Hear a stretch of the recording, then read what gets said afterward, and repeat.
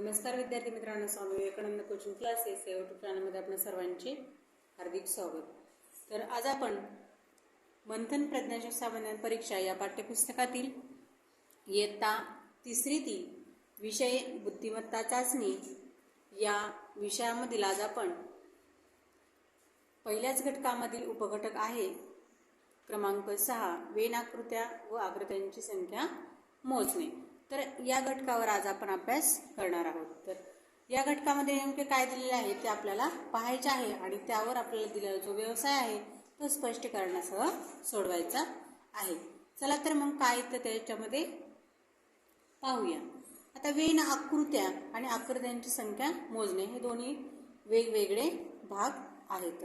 Wien आकृत्या म्हणजेच काही आपल्याला शब्दामध्ये दिलेलं असेल ते आपल्याला आकृत्याच्या साहाय्याने दाखवायचं आहे. जसं की इथं आपल्याला नमुना प्रश्न दिलेला आहे, खालीलपैकी कोणत्या पर्यायात नेवासा तालुका व त्यातील घोडेगाव हे गाव दर्शवण्यासाठी कोणती आकृती योग्य ठरते. आता इथे तुम्हाला दिलेले नेवासा तालुका आणि त्यातीलच हे घोडेगाव नावाचं गाव आहे, म्हणजे तालुक्यामध्ये हे गाव येणार आहे, म्हणजेच या प्रकारे ती आकृती आपल्याला दाखवायचं आहे. हे असणार आहे आपला तालुका आणि त्याच्यामधील हे गाव हे आकृतीच्या साहाय्याने अशा प्रकारे दाखवायचं आहे. दुसरं आहे आकृत्यांची संख्या मोजणे. तर आकृत्यांची संख्या मोजणे हे आपल्याला या पद्धतीने करायचं आहे. जसे की आपल्याला या प्रश्न दुसऱ्यामध्ये दिलेला आहे, सोबतच्या आकृतीतील त्रिकोणाची एकूण संख्या किती, म्हणजे ती आकृत्यांची संख्या आपल्याला मोजायची आहे.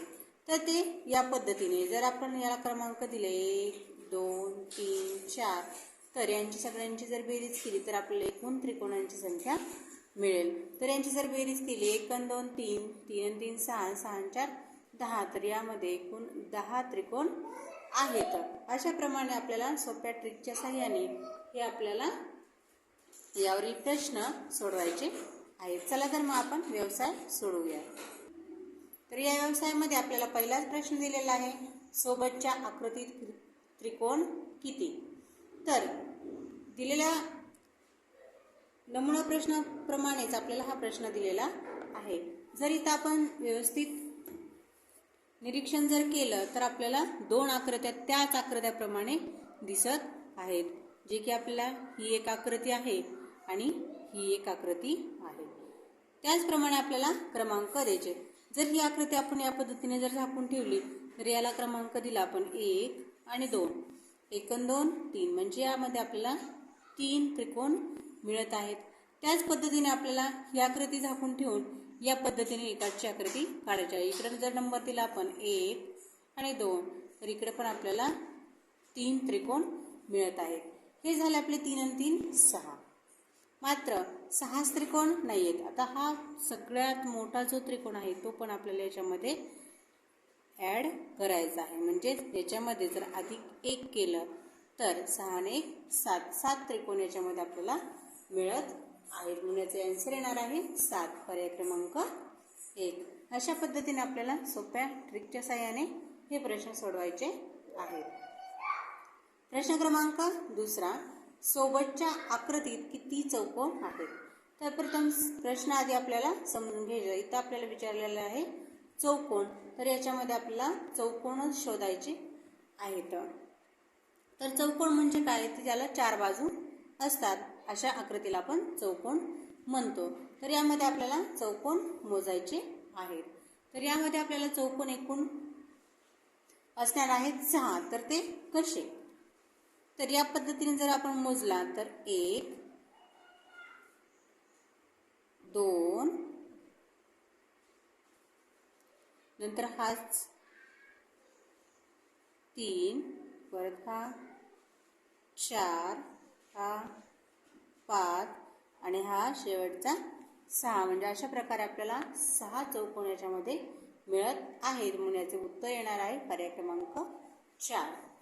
प्रश्न क्रमांक 3, सोबतच्या आकृतीत चौरसांची एकूण संख्या किती. चौरस इथं आपल्याला सांगितलेले आहे. चौरस आणि चौकोनामध्ये फरक आहे. चौकोन म्हणजे ज्याला फक्त 4 बाजू असतात परंतु त्या सारख्या नसतात, पण चौरस मात्र त्याच्या 4ही बाजू सारख्याच असतात. या आकृतीला चौरस म्हणायचे. तर याच्यामध्ये चौरस किती? तर याच्यामध्ये 1 2 3 4 आणि हा एक पूर्ण 5. तर याच्यामध्ये 5 चौरस आहेत. याचे आन्सर येणार आहे पर्याय क्रमांक 1. प्रश्न क्रमांक 4. सोबतच्या आकृतीतील वर्तुळांची संख्या किती? तर इथे आपल्याला वर्तुळांची संख्या मोजायची आहे. यामध्ये आपल्याला वर्तुळ 1 2 3 4 5 आणि हा सर्वात मोठा जो आहे तो 6. तर यामध्ये आपल्याला 6 वर्तुळ आहेत आणि जे 2 दिलेले आहेत ते लंब वर्तुळ आहेत. आपल्याला फक्त वर्तुळ विचारलेले आहेत म्हणून फक्त याच्यामध्ये 6 वर्तुळ आहेत. म्हणून याचा आन्सर येणार आहे पर्याय क्रमांक 2. प्रश्न क्रमांक 5. सोबतच्या आकृतीत चौकोनांची एकूण संख्या किती? तर इथं आपल्याला सेम प्रश्न क्रमांक 3 आणि प्रश्न क्रमांक 5 हे सारखेच दिलेले आहेत, परंतु इथं विचारलं होतं आपल्याला चौरस आणि इथं विचारलं आपल्याला चौकोन. तर यामध्ये आपल्याला चौकोन एकूण मिळणार आहेत 9. तर ते कसे? तर एकूण चौरस इथे मिळाले होते आपल्याला 5. तर एकूण चौकोन पण याच्यामध्ये असणार आहेत 5 आणि राहिलेले 4 ते कसे? तर इथे एक होणार आहे आपला 1, हा एक 2, हा एक 3 आणि हा एक 4. म्हणजे याच्यामध्ये अधिक आपल्याला 4 करायचे आहेत, कारण की चौरस आणि चौकोनामध्ये फरक आहे. चौकोन जो सांगतो तो म्हणतो की चौकोनाला फक्त 4 बाजू पाहिजेत, त्या सारख्या नसल्या तरी चालतात, परंतु चौरसामध्ये तसं नाही. चौरसामध्ये आपल्याला त्या 4ही बाजू सेमच असायला पाहिजेत. म्हणून याच्यामध्ये असणार आहेत आपल्याला 9 चौकोन. पर्याय क्रमांक 1 9 चौकोन. प्रश्न क्रमांक 6. खालीलपैकी कोणत्या पर्यायातील आकृती महाराष्ट्र राज्य व त्यातील पुणे व सातारा जिल्हा दर्शवण्यासाठी योग्य ठरेल? तर आता सेम आपल्याला पहिल्या प्रश्नाप्रमाणे जो नमुना प्रश्न दिला होता त्याप्रमाणे आपल्याला सोडवायचं आहे. आता इथे एक महाराष्ट्र राज्य आहे आणि त्यातीलच पुणे व सातारा हे जिल्हे आहेत. जर आपण गृहीत धरलं हा आहे महाराष्ट्र राज्य जो बाहेरून आहे आणि त्यामधीलच ज्या महाराष्ट्र राज्यामधीलच हे आहे पुणे जिल्हा आणि हा आहे सातारा जिल्हा. कारण की जर याप्रमाणे जर आकृती दाखवायची असली तर पुणे जिल्ह्यामध्ये आतमध्ये तालुका पाहिजे, पण ही आकृती आपल्याला येणार नाही. ही आपली आकृती बरोबर असणार आहे. महाराष्ट्र राज्यामध्ये हे 2 जिल्हे पुणे सातारा, याचे उत्तर येणार आहे पर्याय 2. प्रश्न क्रमांक 7. जर पंचकोनला चौरस म्हटले तर चौरसला काय म्हणावे? इथं आपल्याला आपण पाहू शकता, तर इथं आपण एक बाजू कमी केलेली आहे, तर तिथं आपल्याला चौकोन मिळालेला आहे. तर या 4 बाजूपासून जर यातली जर आपण एक बाजू कमी केली तर आपल्याला काय मिळणार आहे? त्रिकोण. म्हणून उत्तर येणार आहे आपल्याला त्रिकोण. 3 बाजूपासून त्रिकोण तयार होतो. पर्याय क्रमांक 3. प्रश्न क्रमांक 8. गाव, स्त्री, पुरुष हे घटक दाखवण्यासाठी खालीपैकी योग्य आकृती कोणती? आता गाव आहे जो आपल्याला बाहेरच्या बाजूने दाखवायचा आहे आणि स्त्री आणि पुरुष, स्त्री वेगळी आणि पुरुष वेगळे, या दोन्ही आकृत्या आपल्याला वेगवेगळ्या दाखवायच्या आहेत. तर त्या दाखवलेल्या आहेत आपल्या पर्याय क्रमांक 4 मध्ये. हे आपलं गाव आहे आणि त्या गावामध्ये स्त्री आणि पुरुष हे दोन्ही वेगवेगळ्या आकृतीने दाखवलेले आहेत. म्हणजे याचा आन्सर आहे पर्याय क्रमांक 4. प्रश्न क्रमांक 10. प्रश्न क्रमांक 9.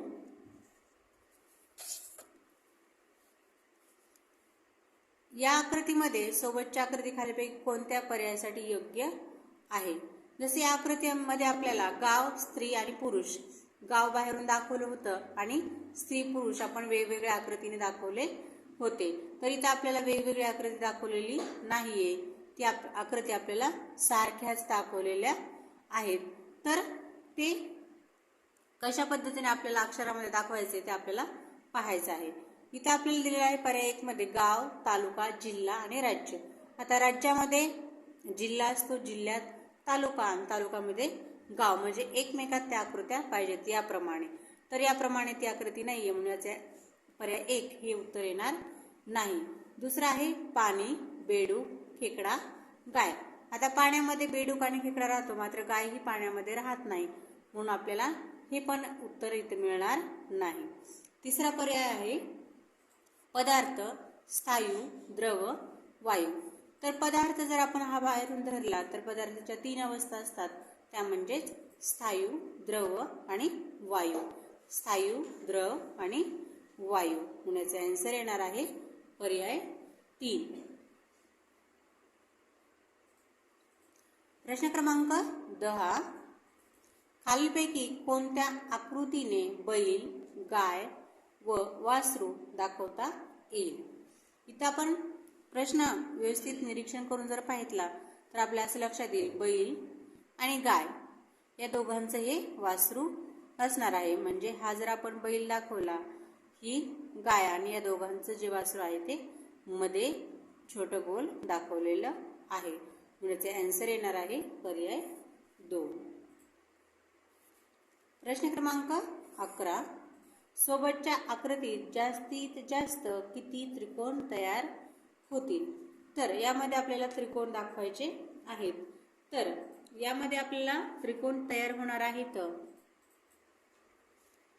8. ते कसे ते पहा. तर इथे जर आपण क्रमांक दिले 1, 2, 3, 4 तर 4 गुणाकारामध्ये 2 करायचे, 4 दुने 8. तर याच्यामध्ये आपल्याला 8 त्रिकोण मिळणार आहेत.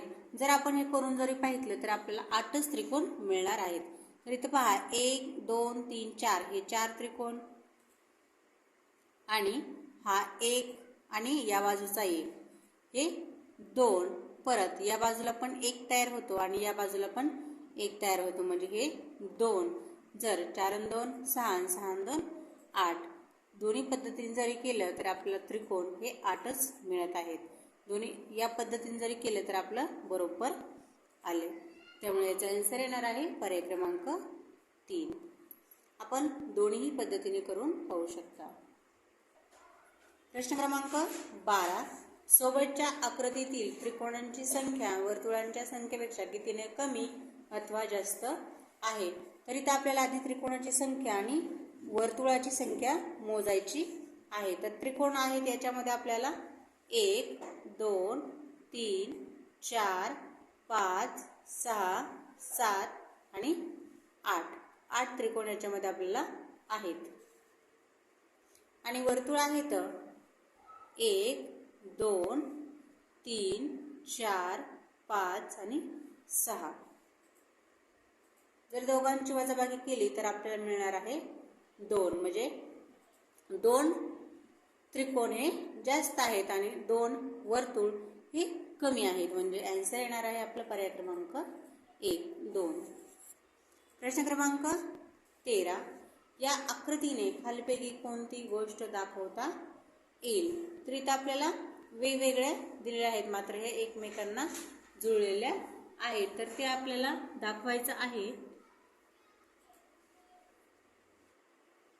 प्रश्न क्रमांक 13. या आकृतीने खालीलपैकी कोणती गोष्ट दाखवता येईल? तर या आकृतीच्या सहाय्याने आपल्याला कोणती गोष्ट दाखवता येईल ते पाहायचं आहे. पर्याय 1 मध्ये दिले आहे भारत, महाराष्ट्र आणि गुजरात. तर भारतामध्ये महाराष्ट्र आणि गुजरात हे 2 राज्य आहेत. आपल्याला या वर्तुळामध्येच हे 2 वर्तुळ आले पाहिजे होते, मात्र हे आपल्याला वेगळे दिलेले आहेत म्हणून पर्याय क्रमांक 1 याचा आन्सर येणार नाही. अहमदनगर आणि औरंगाबाद. पुण्याच्या नंतर अहमदनगर आणि औरंगाबाद हे 3 जिल्हे आहेत म्हणून याचा आन्सर येणार आहे पुणे, अहमदनगर आणि औरंगाबाद. पर्याय क्रमांक 4. प्रश्न क्रमांक 14. शिक्षक, विद्यार्थी, शाळा, विद्यार्थिनी हे घटक दर्शवण्यासाठी खालीलपैकी कोणती आकृती योग्य ठरेल? तर इथं आपल्याला शिक्षक, विद्यार्थी, शाळा आणि विद्यार्थिनी. तर एक बाहेरच्या बाजूला जी येणार आहे ती शाळा. तर शाळेमध्ये शिक्षक असणार आहेत, विद्यार्थी असणार आहेत आणि विद्यार्थिनी पण असणार आहेत. हे आपल्याला वेगवेगळ्या आकृतीच्या साहाय्याने दाखवायचे आहे. तशी आकृती दिलेली आहे आपल्याला पर्याय क्रमांक 2 मध्ये, कारण की ही जर आपण शाळा पकडली तर इथं येणार आहे शिक्षक, विद्यार्थी आणि विद्यार्थिनी. ते आपल्याला दुसऱ्या आकृतीमध्ये दिलेलं नाही. याचा आन्सर येणार आहे पर्याय क्रमांक 2. या पद्धतीने आपल्याला वेन आकृती दाखवायची आहे. प्रश्न क्रमांक 15. सोबतची आकृती खालीलपैकी कोणता पर्याय दर्शवते? जसं की आपण गाय आणि बैल या प्रश्नामध्ये आपण जे वासरू हे पिल्लू दाखवलं होतं सेम आपल्याला त्याचप्रमाणे दाखवायचं आहे. जसं की आई, वडील आणि मुलगा. ही आई, वडील आणि दोघांचा जो आहे तो मुलगा, म्हणजे या आकृतीने आपल्याला ते दाखवता येणार आहे. आई, वडील आणि मुलगा म्हणण्याचा आन्सर येणार आहे पर्याय क्रमांक 2. त्याच प्रश्नावर आधारित आपल्याला हा प्रश्न दिलेला आहे.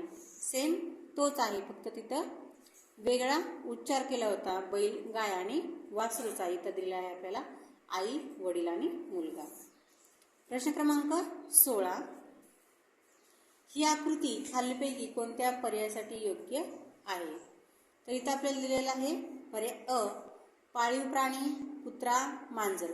जर बाहेरची आकृती आपण गृहीत धरली पाळीव प्राणी, तर पाळीव प्राणीमध्ये कुत्रा आणि मांजर ही पाळीव प्राणी आहेत, म्हणजे पर्याय अ हा पण बरोबर येणार आहे.